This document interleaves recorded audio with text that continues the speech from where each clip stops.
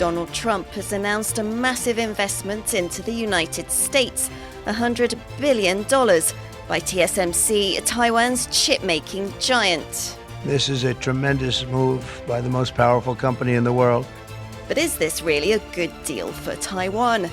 Why, some say the country will lose the silicon shield that's protecting it from China. You don't have the cards right now. With us, you start having cards. Right now, you don't. You're playing cards. You're playing cards. You're gambling with the lives of millions of people. Also ahead, as the US ditches its unconditional support for Ukraine and looks to restore ties with Russia, how worried is Taiwan that it too may be abandoned by its biggest backer in the event of a war with China? Plus, President Laichingte lays out a 17-point plan to counter Chinese infiltration. It comes against the backdrop of rising espionage cases within Taiwan's own military. Can his plan help stop a spate of spying? And the two sessions. It's China's biggest political meeting of the year, and Beijing is up against a slowing economy and US tariffs. So why is it striking a confident tone? Hello and welcome, I'm Louise Watt, and this is Correspondents, where we talk about the news and what's going on behind the news with reporters around the region.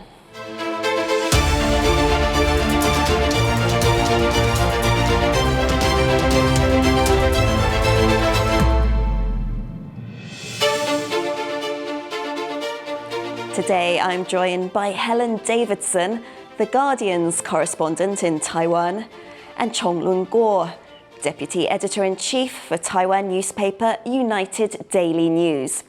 Thank you both for joining me on Correspondents. Let's start with this massive TSMC deal. Taiwan's chip-making giant says it's the largest single foreign direct investment in US history.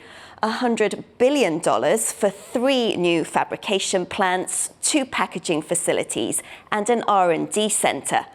And this is on top of the $65 billion it's already spending in the US. But there are fears this deal will see Taiwan give away too much leverage. Helen, you've been reporting on this. How much concern is there in Taiwan over this deal? I think this deal was larger than any sort of response that people expected from TSMC amid all the talk of tariffs and Trump wanting more from Taiwan. The main concerns that appear to be floating around, I think, can be sort of divided in 2 categories. There are concerns about Taiwan's onshore investment, and the second one is around national security. I think we've seen reassurance from the government and from TSMC around that first one, that they intend to very carefully protect the onshore investment of TSMC, but we haven't really had good answers about what it means for national security and for that leverage that you talk about that TSMC offers. This is the concept of TSMC providing a silicon shield. I know it's a debated concept. Not everybody thinks that it was or even still is relevant. But it's the idea that Taiwan, being the world's primary producer for these chips that the entire world needs, gives it a level of protection because it would encourage other countries to help defend Taiwan or to protect it, to keep that technology out of Chinese control. And so there are questions being asked here about if they are moving this advanced technology to the US, does that reduce that level of leverage and that level of protection? And I don't think we really had solid answers on that. And the R&D centre in particular is something that has raised a little bit of concern about how much of TSMC's sort of very protected IP is going to be moved to America. Chenlung, so a lot of concern in Taiwan over this deal.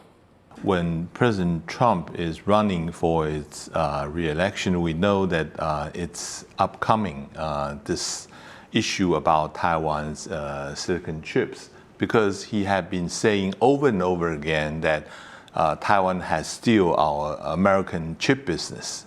But we did not realize how early and how fast this will be coming. And TSMC is the one that is going to be the focus. We heard it from our reporters that actually a lot of people in the government did not realize that the chairman of TSMC had actually been in the States. And up until the moment when he's having a joint press conference with President Trump, then they realized that this deal had been made. we saw that Chairman Wei had a joint press conference after he come back to Taiwan, and along with President Lai, they have said it and promised to the people of Taiwan there's no going to be reduction of Taiwan investment. But you have already is going to promise to invest $100 billion over there in the U.S. How can you keep up the original pace that you plan to do it in Taiwan? When President Trump announced the deal, he said the most powerful AI chips in the world will be made right here in America. That appears to be at odds with what Taiwan's presidential office has been saying, that TSMC will keep its most advanced manufacturing processes in Taiwan. Helen, you've been trying to get to the bottom of this apparent contradiction. What have you found out? Look, it's still a contradiction. I think one of the statements that I think muddied the waters a little was the Minister of Economic Affairs making the reassurance the day after this announcement 2 nanometer chips and 1.6 nanometer chips would not be made in the US next year. Now, and 2 is the most, currently it's their most advanced, and 1.6 is in the pipeline. Exactly. That's the benchmark that we have right now for the level of advancement that TSMC has reached. Now, to say that they are not going to be produced in the US next year is a little misleading, because they were never going to be at any point. It's not, the manufacturing process has not reached the capability to do that yet. They are not being produced at scale yet, even in Taiwan. The fab that they would be producing them out of in the US is not scheduled to be up and running until the end of the decade at least. And so that reassurance, I think, didn't really answer the questions that we still have. So it seems that Taiwan intends to keep most of its advanced technology in Taiwan, but then is also trying to keep President Trump happy. Do you think this is a game, a delicate balancing game that Taiwan can play? I think that may be Taiwan's intention, but in the end, you cannot resist the pressure coming from the States. Especially, I noticed that along the press conference in White House, there's Commerce Secretary and there's also the United States AI czar along with it. So I think already it had been decided that the TSMC additional investment is going to focus mostly on advanced chips production. There's another deal that is now in the news these days, is that Intel is going to having the TSMC investment, and then try to remodel its production according to the TSMC way in order to increase the advanced chip production in the United States. So President Trump is saying that he's expecting 40% of advanced chips is going to be produced in the States, while according to TSMC, it's only 25%. And there's a 15% gap, probably that will coming from the Intel fab. Well, Taiwan's opposition has criticized this deal. They say it could well weaken Taiwan's security. Even though this has widely been seen as a response to Trump's threats to put tariffs on Taiwan's semiconductors, TSMC itself says its decision was made with its US customers in mind. They simply wanted TSMC to be closer to them. That's what the TSMC CEO C.C. Wei said at a press conference that was hastily arranged by Taiwan's presidential office. And this is what President Laichingte said at that press conference.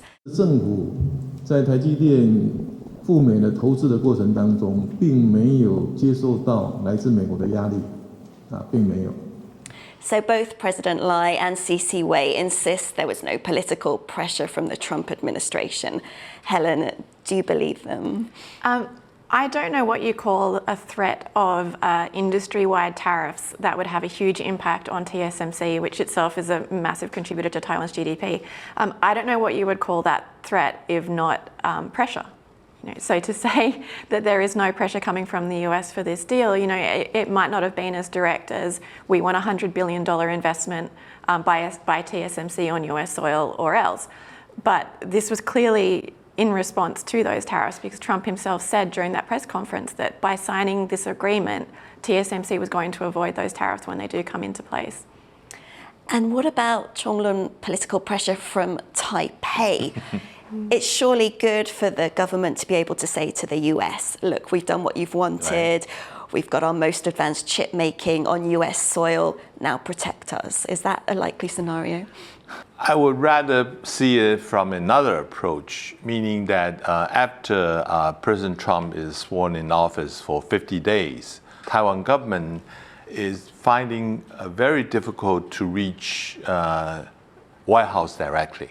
Mm-hmm. And having C.C. Wei have a joint press conference with Donald Trump, that should provide Taiwan government with a real opportunity to reach decision-making in White House. But I didn't see any sign that Taiwan government is really using that leverage. This is somehow disappointing. If President Trump can say only a few words saying that although we are having this advanced chip making in the United States, we are still very concerned about Taiwan's security and the welfare being of Taiwanese people. That would greatly benefit and boost the confidence in Taiwan and also for the Lai government. But I didn't see that. I think that's a missed opportunity. And what do we think about Taiwan's cards here? The fact that has Taiwan given away its cards?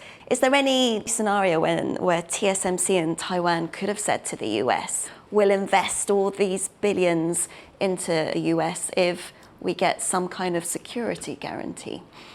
One scenario which I think has not been ruled out here for TSMC and Taiwan is, at least at the time that I was reporting this story, TSMC had still not actually put in their application to the Ministry of Economic Affairs here to have government approval for this investment deal. The deal cannot go ahead without this government approval. They may have put the application in the week or so since I last checked, but at the time of reporting, they hadn't even put it in yet. And even when they do, I mean, there is a scenario in which government approval or assessment of this could take the next 4 years, and they can just sort of run out the clock on Donald Trump's single term in office. And if I may add, they haven't get the approval from the TSMC board of directors yet. Right. And as for how much advanced the chips is going to be produced in the United States, so far the Ministry of Economics are saying that they still can control the level of technology transfer over there. If it's 2 millimeter or is it 1.6, that probably they will have some leverage over here. Well, the importance of Taiwan's ability to protect itself from its huge neighbour came into sharp focus here after Russia's invasion of Ukraine. There's been much support in Taiwan for Ukrainians.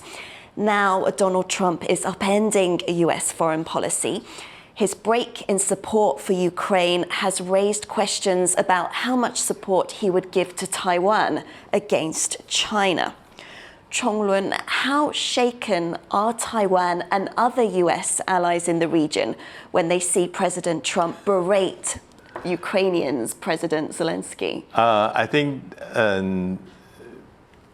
before President Trump get in office, Taiwan here, we always had an argument saying that Taiwan should be the Ukraine of Asia, that we are facing the similar kind of situation, just like Ukraine is facing with Russia, Taiwan is facing with China. Taiwan is united with Ukraine. But now, after we have seen that the Ukraine have been facing such a big pressure coming from the United States to negotiate a truce or even a peace agreement with Russia, that a lot of people here are rethinking about our analogy of ourselves with the Ukrainian. And especially we saw that President Zelenskyy is having such a big argument in the White House with Donald Trump. That worries us a lot. And Helen, you've been talking to Taiwanese about how they feel about the Trump presidency so far. What are they telling you? People are angry, I think, and shocked at the scale with which he has, carried out his agenda. I think the first time around, Trump's first presidency, he was, at least for a period of it, quite popular here in Taiwan, both here and Hong Kong. particularly compared to other parts of Asia, he was quite popular because he was seen as a strong foil to China and to China's aggression. He was seen as a supporter of the Hong Kong protests. He was seen as a supporter of Taiwan's democracy here.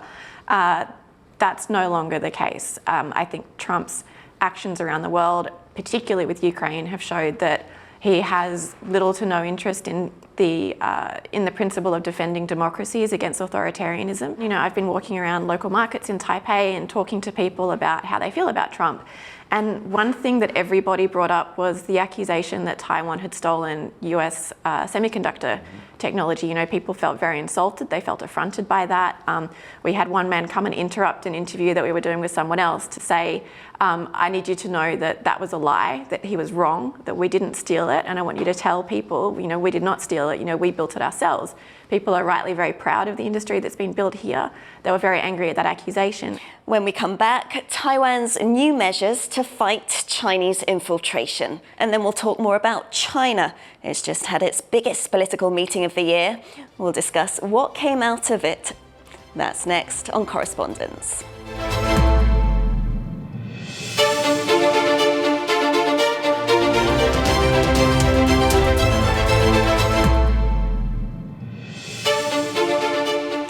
Welcome back to Correspondents. China held what's known as the two sessions, meetings of the Chinese legislature and its advisory body. The focus was mainly on China's slowing economy, although Beijing still gave an ambitious growth target and again increased military spending. Chenlung, these meetings are always staged. The delegates always agree with the proposals that are put in front of them. But was there anything this year that stood out for you? I think you're right when you say that the two session is mainly the focus is on economy. Just before the two session, Xi Jinping, the China's chairman, had held a discussion with the private enterprise. And among them is Ma Yun of Alibaba. I think that is quite a symbolic sign. It is, because he went missing for quite a while. Right. And people are saying that missing from public view, I should say. And Xi Jinping take it very personally that Ma Yun had said something very offensive to the government authorities, so on and so forth. But eventually, Xi Jinping realized that he had to rely on the private enterprise.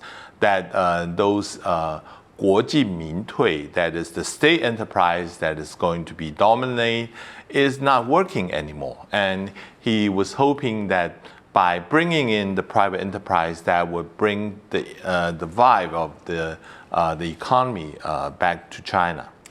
And this year's meeting came just after the latest round of US tariffs went into effect. So now, since Trump came back to power, he's put an additional 20% on imports from China to the US. But nevertheless, Beijing struck a defiant tone, criticizing Washington, although not by name. Wang Yi, China's foreign minister, said if every country emphasizes its own national priorities and believes only in strength and status, the world will regress to the law of the jungle. Helen, do you think Beijing is as confident as it sounds when it comes to standing up to the Trump administration? It's always so hard to know, isn't it?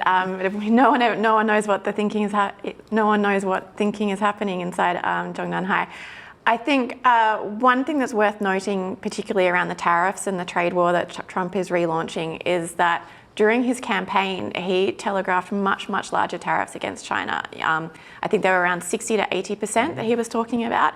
And so when he rolled out the initial 10 to 15%, China barely batted an eyelid. They clearly had very targeted counter tariffs ready to go, targeting particular sectors, but also particular sectors in Trump supporting states in the US. It was a very finely tuned counterattack, I think. So I think we can sort of safely assume that they've prepared levels of responses up to at least 60% tariffs. It's hard to know how far the trade war can go before it does start to cause real damage inside China in particular. The New York Times reported not long after the two sessions had finished that there is worry among Chinese officials that the tariffs being placed on other countries around the world are starting to come with demands or requests that they impose their own tariffs on China to sort of, kick these further down the line. And if that starts to happen, that is what could actually have, cause some real damage to China's economy. Let's move on now to Taiwan's president bringing in new measures to combat Chinese infiltration and spying attempts. His new measures include restoring military trials for army officers suspected of leaking secrets. Chenlung, why is he bringing out these measures now? When we are looking very carefully at two sessions, we are looking for clues.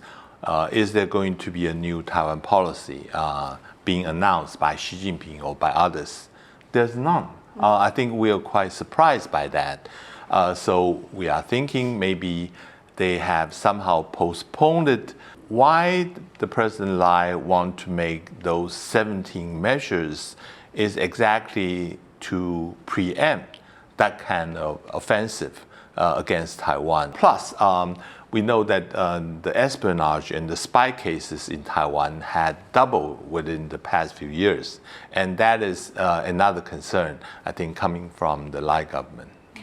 I mean, we've been hearing these cases for a number of years now, often retired military officers. They're prosecuted for spying. But is there a sense that it is getting worse, this idea of, Chinese espionage, or is it just that Taiwan is getting better at rooting out spies? I think it's getting worse. It's not only the retired military officers, but also the active military officers. They are asking their seniors who is retired, try to recruit their junior who is still in the military and hand them out most recent classified intelligence coming from military.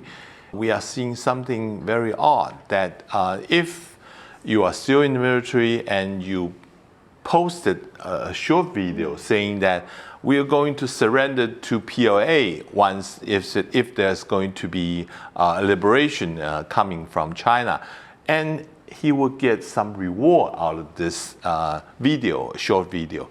And that is something quite popular for those who needed the cash. They need to bring back the court-martial in order to deal with that.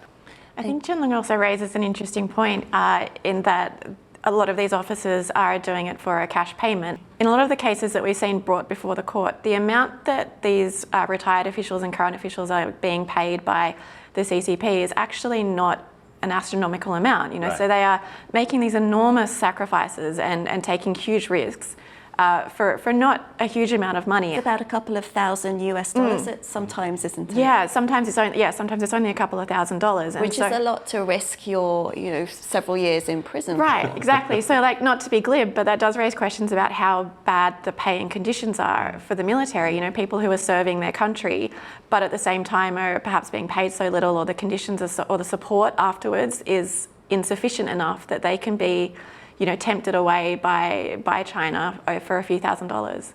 Before we go, it's time for our Reporter's Notebook segment, where we ask, what else are you following at the moment? Helen, what's on your Reporter's Notebook? I'm keeping a close eye on the President's Whole of Government Resilience Committee. It's made up of dozens and dozens of government officials and ministers, and then leaders of society and business as well. They've had 2 meetings so far, and my understanding is those meetings have been largely dominated by introductions and statements from the various people who are there. And so we haven't really gotten into the crux of what they're going to do and how they're going to address the huge list of topics that they've set themselves for. Including civil defence. So this is one of the president's new important committees that he set up, and this has a focus on civil defence. Right, so several of the delegates are focused purely on civil defence, and then you also have people concentrating on the protection of critical infrastructure, of energy, communications, like Taiwan's burgeoning satellite communications industry that it's trying to sort of develop its own Starlink. Well, we look forward to reading your reports about that. And Chenlung, what are you monitoring at the moment? For the past few days, there's 2 reports on the coming summit between President Xi Jinping and also President Trump. One is by South China Morning Post. It said that it's going to be held as early as in April. And also Wall Street Journal, not about 12 hours later, they had put out a report saying that it's going to be in June. The difference of it is that, first of all, is whether Xi Jinping would have to meet Putin first and then meeting with President Trump, or after he meet with President Trump and then meet with Putin. That would show what kind of relationship that China had put itself in. Are they more close with Russia, or are they more close with the United States? Thank you both very much for joining me today. And thank you for watching. I'm Louise Watt, and this has been Correspondents. If you're watching us on YouTube, do subscribe to the Correspondents playlist to get the latest episodes. Join us again next time.